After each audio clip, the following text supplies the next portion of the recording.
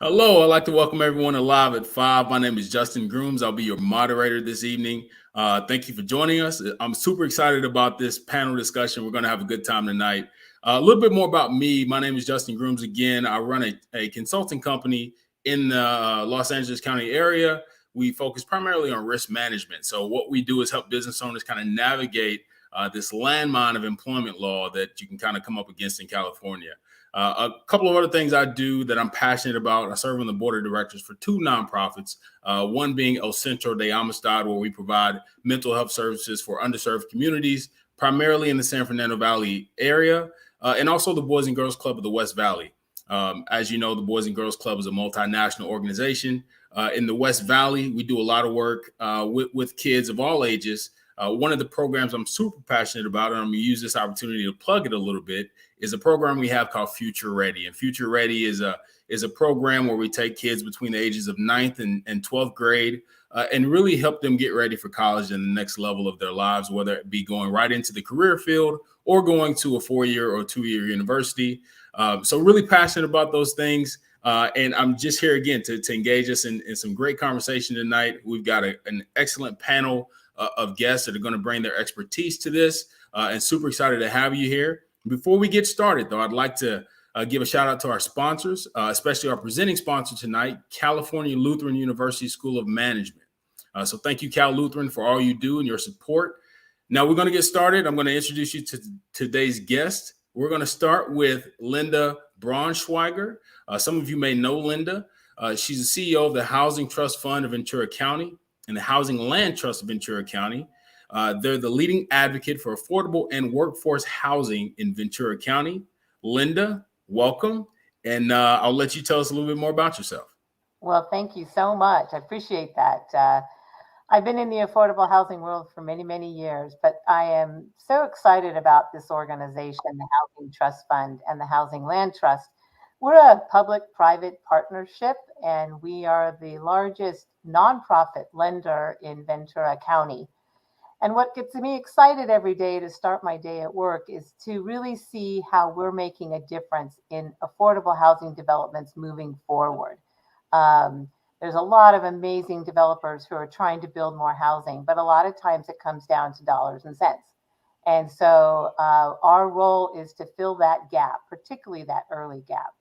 We've done about 26 million in the last 10 years, and we have funded 1,120 units, which we're very pleased that have made the community stronger and better and provided housing for as many people as we possibly can. About a year and a half ago, 2 years ago, we started a land trust, Housing Land Trust Ventura County, because we were seeing that land was disappearing for development for affordable housing. And so cities and others can donate land to the land trust, which we can preserve for future development of affordable housing. But really what's key about that is that's affordable housing in perpetuity. It will always be affordable housing. And so we're excited about that. We have a project in Oxnard that is a homeless solution center and 56 apartments. And then just at the end of last year, the city of Thousand Oaks has donated a piece of land with a group partnership between developers, people, self-help housing, and others. And we're going to be doing 78 for sale deed restricted townhomes. So very excited about the for sale model and what that means to the community of Ventura County, but particularly for Thousand Oaks. So I'm really happy to be here tonight, and I look forward to this dialogue. Well, Linda, we're just getting started. You already given me some things to be excited about. That's all good stuff. So thank you for being here, and I'm excited to dive into this conversation. All right. Also with us is Dr. Victor Hayek. He's the Deputy Superintendent of the Conejo Valley Unified School District. That's Ventura County's largest school district, if you didn't know. We're going to be talking about some of the crisis, in our education and school boards nationally and here in our region. Victor, welcome to the show. Tell us a little bit more about yourself. Thanks, Justin, and thanks for having me. As you stated, I'm the Deputy Superintendent for Conejo Valley Unified School District. We're the largest K-12 school district in Ventura County. We serve students from Thousand Oaks, Westlake Village, and Newberry Park. In my role, I oversee all the finance and operations and budgets for the district. I also am fortunate because I get to liaison with many community groups. I sit on a number of nonprofit boards, and I generally talk about the school education, public education, what's going on here in our school district, what's going on in the county. Prior to that, I was superintendent of schools. I moved here from New Jersey. I live in Thousand Oaks with my wife, Angela, and our 3 children. We moved here for a better quality of life and really, to be honest, so we don't have to shovel snow from our driveway and scrape ice off of our windshield. Well, Victor, welcome to California. And you didn't come at a great time weather-wise. I know. If I brought it with me, I'm sorry. How it normally is here. Yeah, but we love the green. That's a good thing. That's right. That's right. But we're happy to have you here. And again, looking forward to some of this conversation. And finally, Kyle Mcintosh. He's an MBA Program Director, Professor of Accounting and Finance at the California Lutheran University School of Management. Kyle was a longtime finance executive at Amgen and is now a part-time CFO for a local biotech company. And Kyle will be joining us a bit later in the program. And with that, again, I want to thank you all for joining us and engaging in this conversation. We want to make this, an engaging conversation, a roundtable discussion. So with that, we're going to want your participation. So please put your comments in the chat, your questions in the chat.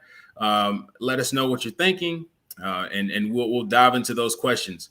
So Linda, my first question goes to you. You're the lucky person that gets the first question.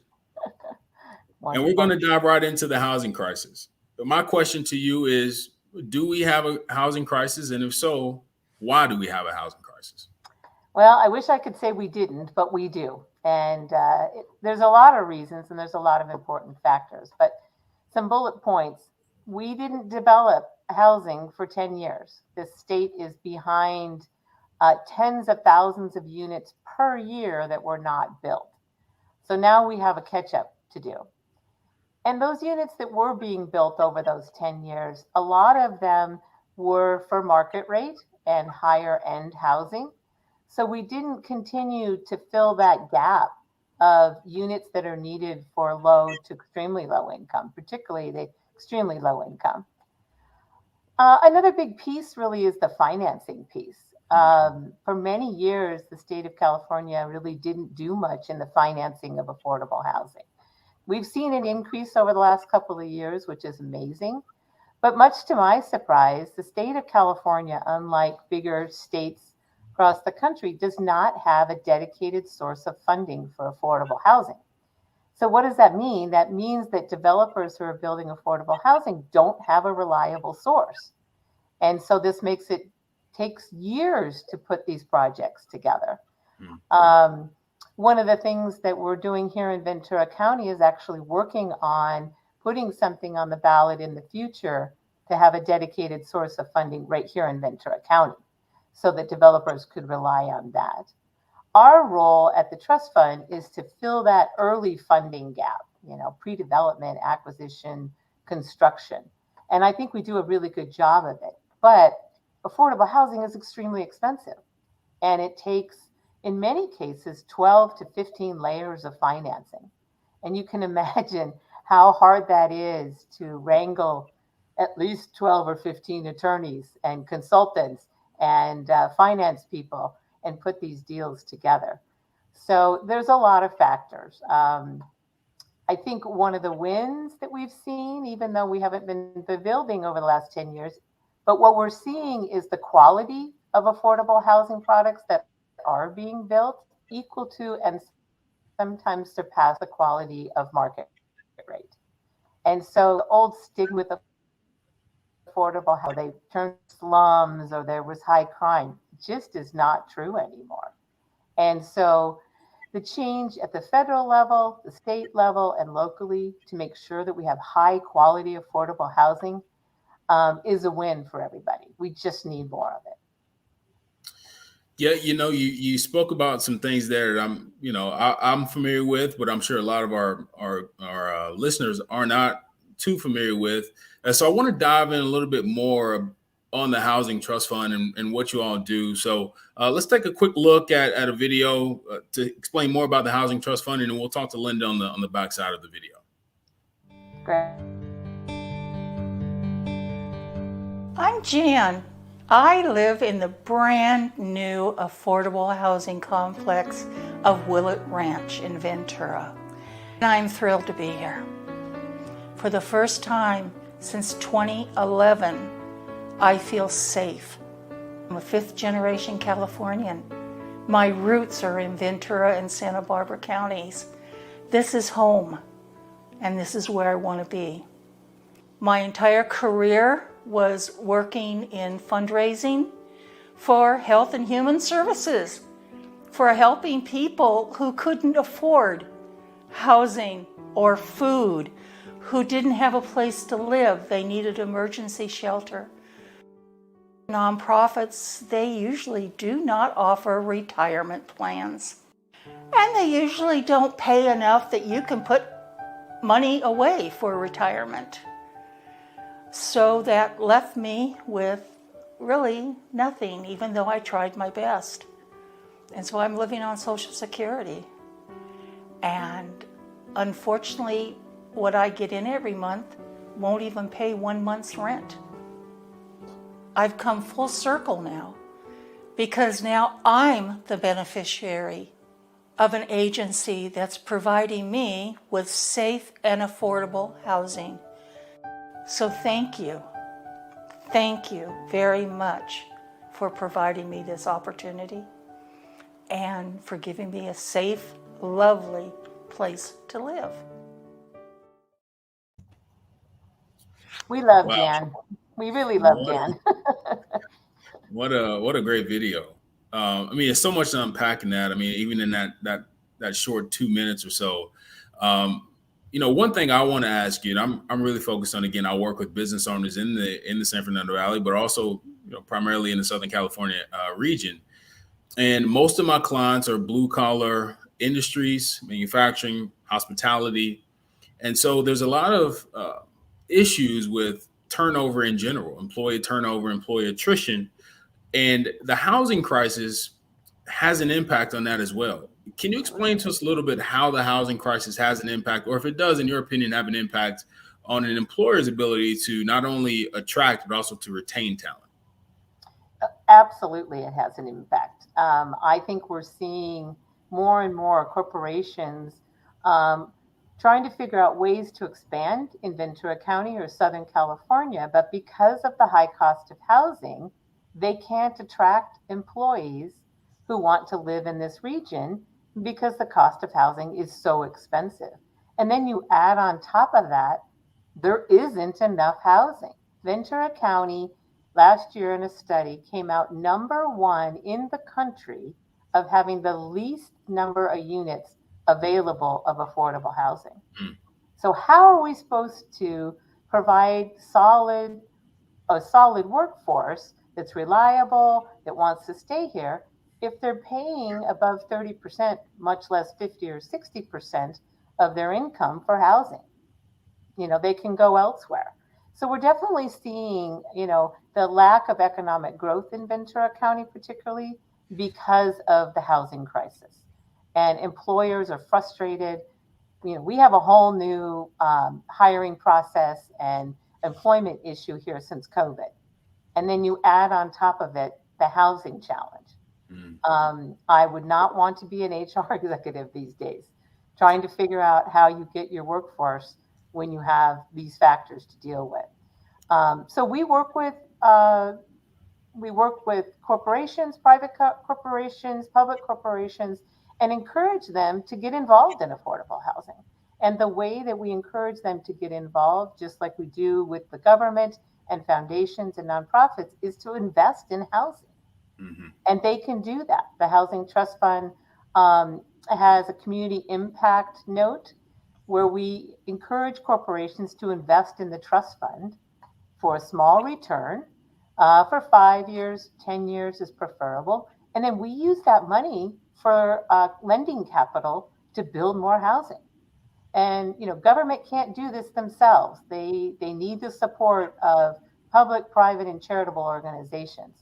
And so we are working with private companies and foundations and public companies to encourage them to invest in housing. Yeah, you don't often think about those that trickle effect, right? That impact that it has that you don't readily see right away, but it does have an impact down the line. Oh, And so, absolutely.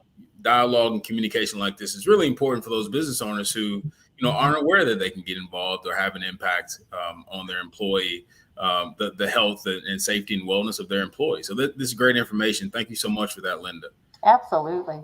All right, let's bring Victor into the conversation. Victor, again, welcome. The local school boards have often been kind of the first step for community leaders who want to engage in their communities.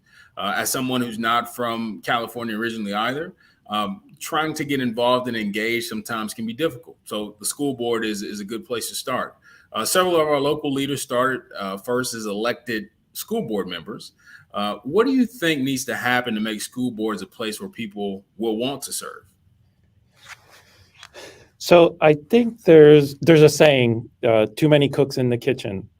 And one of the things about public education is it was designed for local control, but yet it gets bombarded by control and legislation from outside.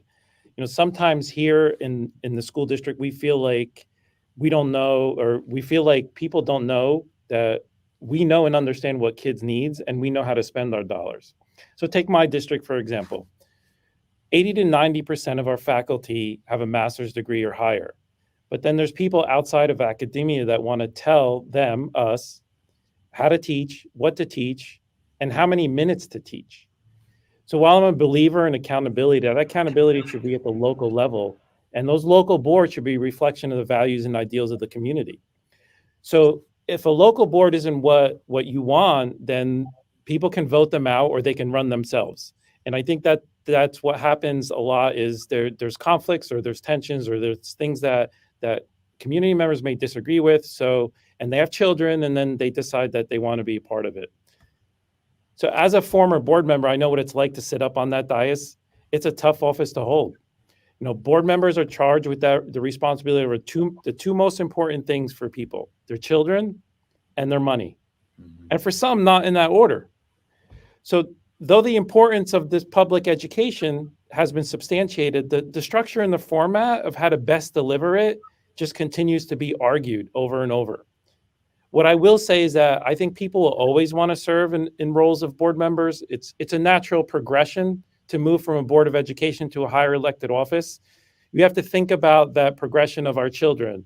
So as they age out, they go through school and the years just fly by, but then the desire to continue to serve our communities remains. So they would look for other ways to serve. And I think that's what leads to higher offices.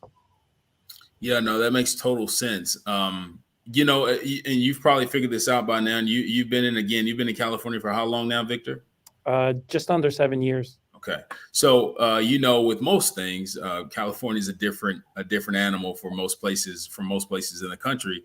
I've lived in several different states. I know you come from a different state. Now that you've been involved in education in other places, how is it different here, if it is at all different? Yeah, fundamentally, I think it's the same. There are some of the components that are different. The funding piece is the thing that stands out the most. So education's always in some type of reform. I started teaching at the college level in 1999, and we've been in some kind of reform year over year over year.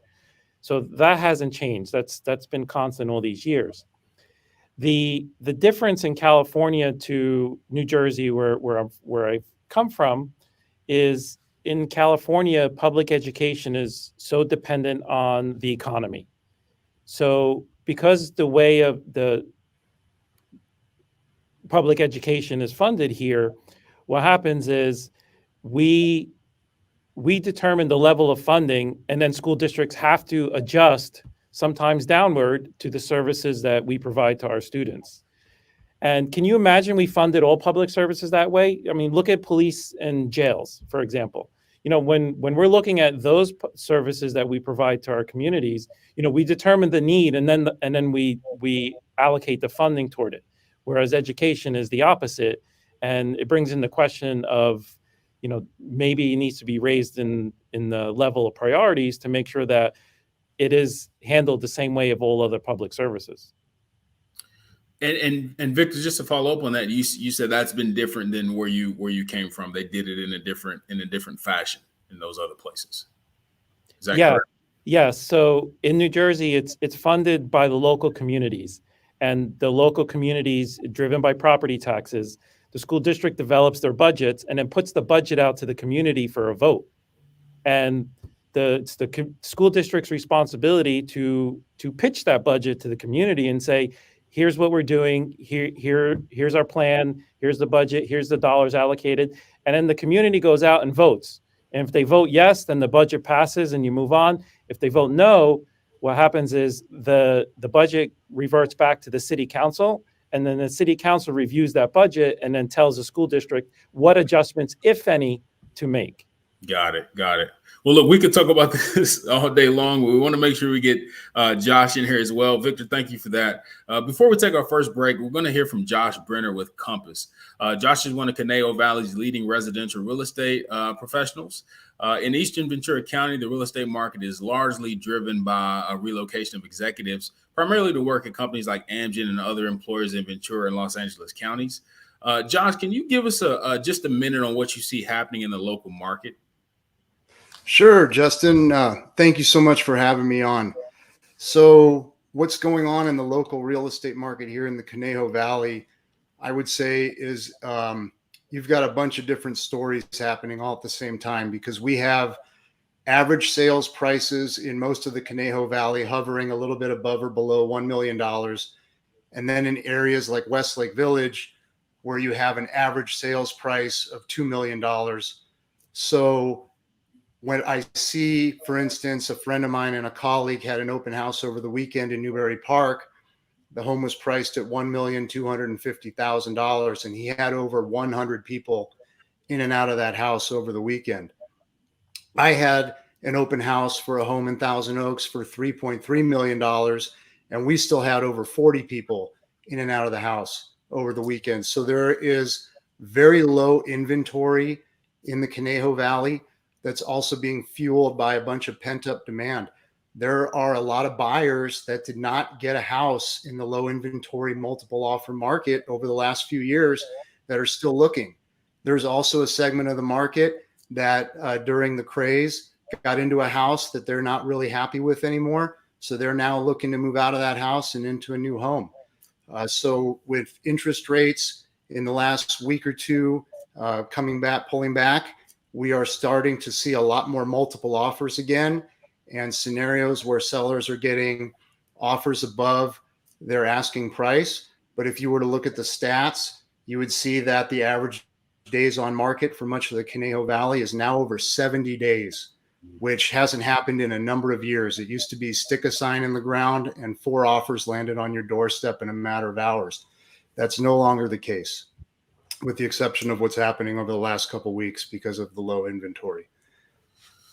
Wow. Well, this is, I think anyone who is plugged in at all to the market knows that this is an interesting time right now in real estate. So it's good to have you on and talk about that and give us some of your expertise. Listen, we're just getting started. This has been a great discussion so far. We're going to dive into some more topics. All these topics kind of fold into one another, so we'll dive in a little bit more. But before we do that, let's take a quick break and hear from one of our sponsors.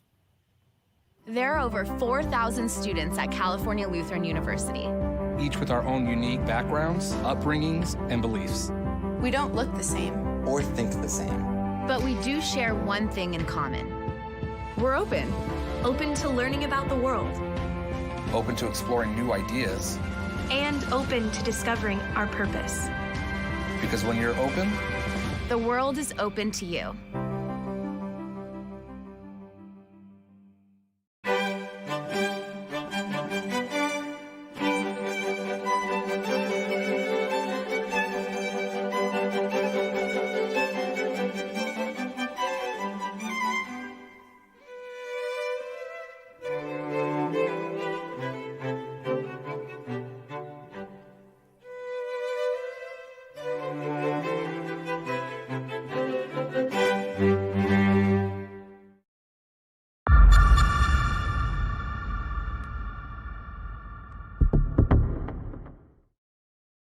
All right, and just like that, we're back. We're going to continue the discussion. We're going to meet Kyle Mcintosh. For those who don't know who Kyle is, he's the MBA Program Director and a Professor of Finance for the California Lutheran University School of Management. He also serves as a part-time CFO for one of Westlake Bio's portfolio companies. Prior to joining CLU, Kyle worked for over 20 years in finance and accounting. His last 11 years in corporate life were spent at Amgen. We all know Amgen, where he served as CFO of the operations function for his last 3 years. Kyle, welcome to the show. You're our banking crisis expert tonight. And let's talk about the banks. Banks like Silicon Valley Bank, Republic, and Signature. Those are some of the go-to banks and funding sources for tech and biotech. I want to ask you, how is that changing as far as those banks being the funding source? Well, it's changing a lot. First off, Justin, thanks for having me today. Really appreciate being here. But a lot has happened in less than 2 weeks. It's quite unbelievable. So if we look at First Republic, if we look at Silicon Valley Bank, both companies started the year with somewhere in the neighborhood of 170 billion in deposits. And we've seen just unprecedented amounts come out of those banks. First Republic's had about 70 billion of that 170 come out in just the last 10 days or so. And a similar amount came out of Silicon Valley Bank in just a few days leading up to the FDIC taking them over. So, that's pretty good evidence right there that those banks are really no longer the go-to for the tech and biotech players, given that most of those funds were related to those companies. And most of those funds have now made their way to the likes of JP Morgan Chase, Wells Fargo, and Bank of America. Yeah, Cal, there's been a lot of shakeup, obviously, over the last week or so in the banking industry. 11 banks came to the rescue of First Republic without government support. Why do you think they would take such an unprecedented measure? Well, it truly is unprecedented. And when I've been, reading about these developments over the last, crazy to think it's really the last 12 days or so that we've seen this. And what you're referring to, of course, Justin, is the $30 billion that the 11 banks have put in. And really what they're doing there is they're putting up a firewall. So those banks do not want the contagion to spread. And as I have been hearing about this, it's a lot like what happened back in 08, 09, when Hank Paulson and Ben Bernanke basically put up a firewall at Morgan Stanley. So by that point, Bank of America, Merrill Lynch, Lehman Brothers, they had all either failed or been sold off at fire sale prices. And what they were doing was they wanted to put up the firewall then at Morgan Stanley so that the contagion didn't spread to places like Goldman Sachs. All right. So now fast forward to our current situation, and the same thing's happening again. To me, the two big differences are, number one, it's the private sector doing it. And number two, the other big difference is that it's happening in about 12 days versus that prior situation took several quarters. One thing that you're probably seeing a lot of is that companies are starting to question. Panic may not be the right word yet, but there are a lot of companies who are starting to question what they should do with their money. So let me ask you this question. If you were on a board of a local biotech or tech company, would you move money out of a community bank? And then second part of that, if you do move the money, do you think that the too big to fail banks are really that much better? Well, Well, so to your first question, as it relates to being a board member or executive with one of our local biotechs, I do work as the CFO for a small biotech, and as part of that, was on a call with a Goldman banker just last week, and the advice that Goldman is giving, and I think this aligns to how board members are seeing this, is, it's really understood that you need to have one or two accounts now with these larger financial institutions. So again, the JP Morgan Chases, the Wells Fargo, the B of A's, the expectation is that you've got at least one of your operating accounts with one of those institutions to prevent the kinds of business interruptions that people were experiencing a few weeks ago. All right. So again, as a board member, one of your accounts, I would want to see one of the accounts, at least I would want to see with one of those large institutions. And ideally you'd have two accounts. That's what Goldman was advising, that you would have two operating accounts to really prevent any sort of business interruption. And when I talk about business interruption, what I'm talking about is payroll. So making sure that you can make payroll every 2 weeks. And then also being able to pay your important vendors, all your vendors, but in particular ones that are on your critical timeline, your critical path for advancing programs. As it relates to your second question, so thinking about the too big to fail banks, and are they really better? So my experience with the small biotech, as well as during my time with Patagonia, I was the controller of Patagonia prior to joining Amgen. I've really enjoyed working with the likes of First Republic and even Union Bank of California. They've got great service, and they pay attention to smaller companies. Not necessarily those companies aren't small, but they were smaller than the big ones. So I've really liked them from a service standpoint. And interestingly, their online services I find to be better than the big banks. All that being said, the JP Morgan Chases, the Bank of Americas, the Wells Fargos, they're so financially sound that you can't ignore them.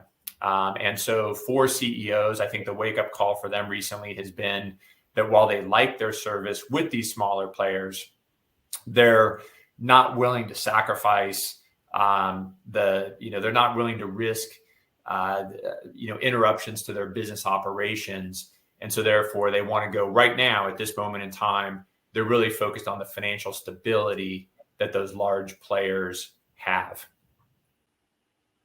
Yeah, Kyle, that makes so much sense. And I think, the point that really sticks out to me is where you're talking about diversifying, right? Making sure you have your money in different buckets in different places, so you don't get caught up into whatever's happening with this current wave. So, Kyle, thank you so much for those insightful comments. I really enjoy having your expertise, and I'm sure a lot of our listeners are enjoying that as well. A lot of insight there, a lot of things to unpack. Now let's talk more with Linda on the topic of the banking crisis and what that may do to the local housing industry. Linda, how are the recent bank closings, the volatility of the stock market, interest rates, how are they impacting affordable housing development? Well, do you see this gray hair here? Well, that came from all of this. No question, it has been a roller coaster of the last certainly couple of weeks, if not months. As a below market interest rate lender, I am constantly hunting for lending capital that is below market interest rate. And so the rising rates are causing a challenge for me to find lending capital. And these developers are relying on us to have a pool of funds that they can borrow short term, so they can get their projects moving and to the next phase, which is the large investment to their projects. So that's one piece of it. Sadly, the Silicon Valley Bank going under has definitely impacted affordable housing developments all across the state. They were a very active participant in affordable housing developments. And so, deals that were midway through their financing structures had to put a halt on them for a short period of time, and trying to figure out what does that mean for other timelines from grants, from other funding sources. A lot of those timelines are set in stone. And so having the question mark around whether the Silicon Valley Bank money is still there, how long is it going to take the government to fill those coffers again, have put a lot of projects in very nervous times. But certainly the other piece really is, yes, I agree that large banks, bring a certain value, but you can't replace your local community bank and the relationships that we build with them, particularly as a nonprofit. I rely on my local community banks. Yes, we invest in multiple banks and we spread our funds and we're paying attention to that even more now. But without those local relationships with the local bankers, I know our organization would have had a really tough time getting started. So I don't discount them at all. We use the big banks for affordable housing deals, but as an organization that raises lending capital, it's because of the relationships with the local bankers that we're getting that lending capital. Yeah, no, that makes sense. As if we needed more uncertainty, right, Linda? It's, yeah, exactly. We're not killing enough brain cells on our own. Right. Well, look, switching gears a little bit, Victor, I want to come to you, and I kind of want to talk about your role from being from a diverse background, obviously from a different coast. Talk a little bit about your culture, and the different professions you've been in, and briefly tell us about your background as a whole and how, if at all, that's informed your current role and what you currently do. Yeah, sure. I'm glad you asked, Josh. I love to tell my story. I was born in Beirut, Lebanon. I came here to America, escaping the war that was going on in the 70s. We settled in New Jersey, and I started school in the public school system, and I had no English whatsoever. So I had great teachers going through the public education system that really helped me out. So I owe any success I have today to them. I was working since the age of 14, helping my parents pay the rent. We moved around from place to place. Every time the rent went up $20, my father said, "We're moving." And sometimes we moved 2 houses down the road, down the block, which were the hardest moves, those short little moves. My high school counselor had told me that I'm not college material and I should just join the military. But as I walked out of that counseling office, there was a table out there set up with some brochures, and I picked one up, and I recognized the logo of the college that was there. And I said, you know what, I'm not going to listen to her. And then I just applied for that college. It's the only college I applied to for undergraduate, and they accepted me. And the rest, as they say, is history. I went on to get my MBA and then my doctorate. But having worked since the age of 14, I started out in retail. I worked 10 years in retail, in the retail business, starting out as a bagger in a supermarket, eventually moving up to manager. I left, I opened my own business. I owned a number of small businesses, so I kind of understand what it feels like to be on Main Street. I became a police officer for a period of time. I was a police officer during 9/11, working in New Jersey. You can imagine what experience that was and how that felt. And my wife was a teacher at the time, and I decided to run for the school board. And I won the seat on the school board, and then that's when it kind of turned me on to what's going on in education and how it could be more of a positive influence on it. So from there, that's where my education career started, and I school board member, and then I started as director of finance, worked my way up, eventually became superintendent of schools, and then landed, here in California. But the one thing I got to say, what really influences me and decisions I make on a daily basis, growing up the way that I did, when you grow up poor, you don't know you're poor until other people tell you. That's right. Mm-hmm. But today it's very different, because back then, we didn't have social media, and now you have social media, which can be motivating in a way, but it also could be mentally depressing and challenging at the same time to constantly remind you. So I feel like my diverse career path, I take everything I've experienced and lived through, and I use that in my decision-making process and the things that I do to give back. I try to use empathy and try to understand things from the perspective of others. And all in all, I understand, even though I oversee the budget and finance, it makes me realize, we're talking about people here, and we're talking about lives, we're talking about children, we're talking about the future of democracy, the future of America. So it's more than just budgets and numbers that I put together and I oversee. It's the life and the future of all of us that I'm proud to work and be a part of on a daily basis here. Wow, what a story, Victor. Yeah. I'm sorry, Linda, go ahead. I just said very inspirational story. Thanks for sharing that. Great story. And Victor, I think I'm going to have you come out and speak to our kids on the Passionate Work program at the Boys and Girls Club, because that story is powerful. and it would really help some kids to kind of hear how you got into what you're doing and what you're passionate about. So thank you for that. Before we go to our next break, Linda, I want to come back to you just briefly. How can public and private companies play a role in solving the housing crisis? Now, I know it's not really a brief answer, but if you could be as brief as possible. Of course. Well, I think there's two factors. And as a business, you're also part of the community. And it's really important that if you're struggling to get those employees, that you speak up at a city council meeting. You know, affordable housing today is not what it used to be. And you should be proud that affordable housing is coming to your community. And as a business, when city council sees you there at that city council meeting, when a project is being considered, that means a lot to council members. And so that would be one piece. But I think the other one I brought up before, which is really that particularly our larger businesses, you can play a role in helping provide investment capital to organizations like mine and others to invest in affordable housing. It's a very safe investment. Affordable housing is always needed.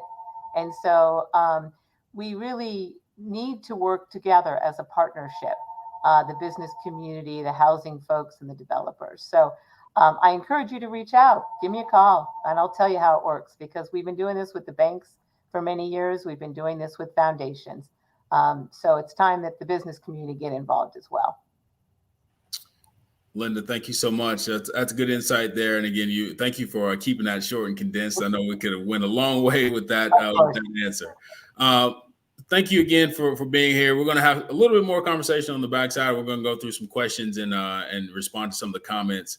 Before we do that, let's run another spot from our advertisers. I looked around at my other colleagues and I realized everybody had an MBA, and that's when I knew if I wanted to go any further in this company, I needed to further my education. The executive MBA at Cal Lutheran is really a chance to further your education, but in an atmosphere that's conducive to your worlds. PR, marketing, statistics, metrics, analytics, all those things that I learned in the program, I'm able to apply.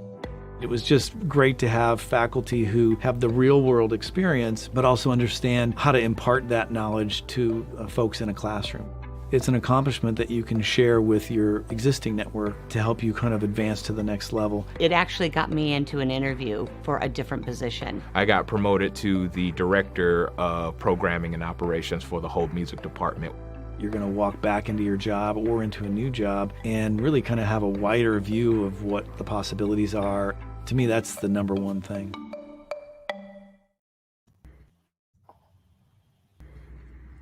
Hi, my name's Catherine Powers. I'm the Chief Marketing Officer of the Brain Lab X, a personalized repetitive transcranial magnetic stimulation clinic in Agora Hills, California, in Ventura County. I'm really excited to be here tonight and look forward to a great discussion. Thank you as always, John.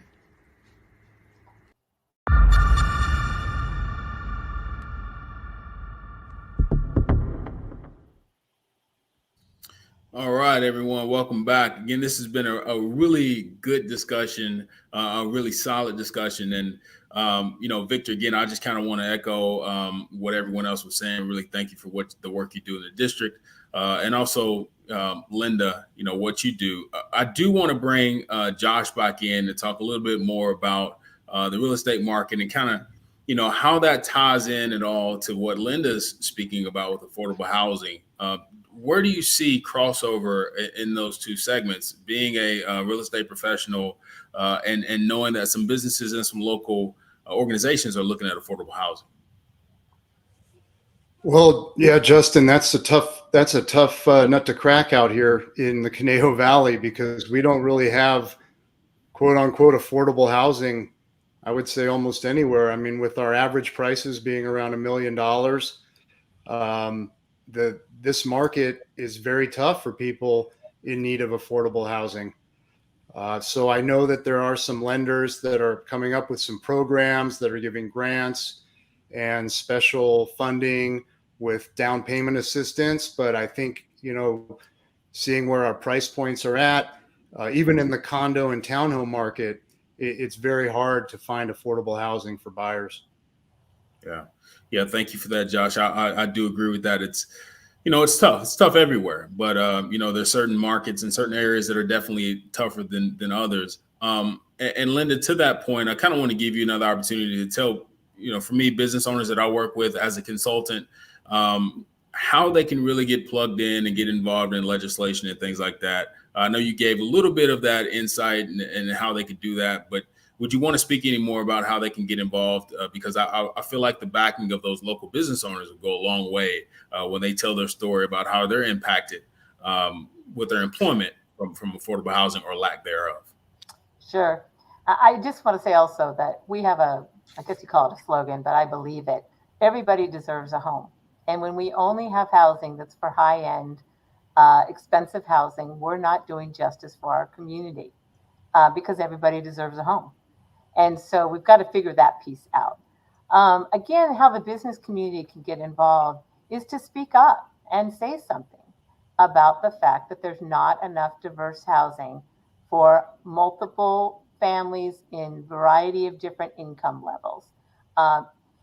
City councils get used to me coming up and speaking. They get used to the developers coming up and speaking at City Hall, but they don't always hear from the business community, and they don't always hear how it's impacting their growth in California. We want to keep businesses here in California. And if companies are looking at expanding and they can't get employees because there's not enough housing for them, then we lose those companies to other states. And, there are solutions for that. And it's important that the business community speak out and speak up. Yeah, I think that's a great point. Again, I'm going to do my best to try to get the word out to the businesses that I work with.